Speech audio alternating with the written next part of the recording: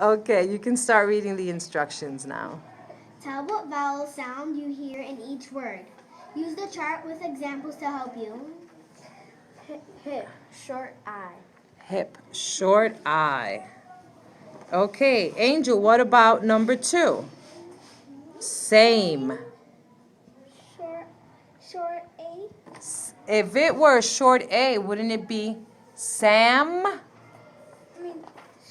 Long A. Long A. So that lets me know we need to work on long and short vowel sounds. Sharon, can you do number 3? Table, long A. Very good. Long A. Table. Chance, would you like to try one? Number 4? Dot. We can do it together. You don't have... Short O. Very good. Short O. Dot. Short O. Angel, would you like to try number 5? I said number 5. Whenever you're ready. Okay. Okay, so. We have number 5, cap.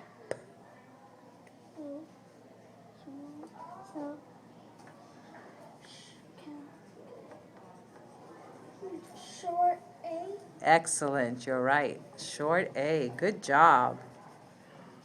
See, sometimes you get confused between our short and long vowel sounds.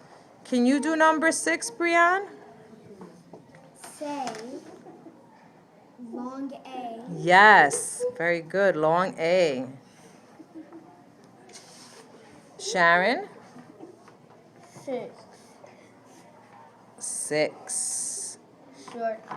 Very good, because it's a I sound. Short I. It's not a contest. We have time. It's no rushing. Wait, is long A for number 6? Yes, say is long A. Chance, would you like to try number 8?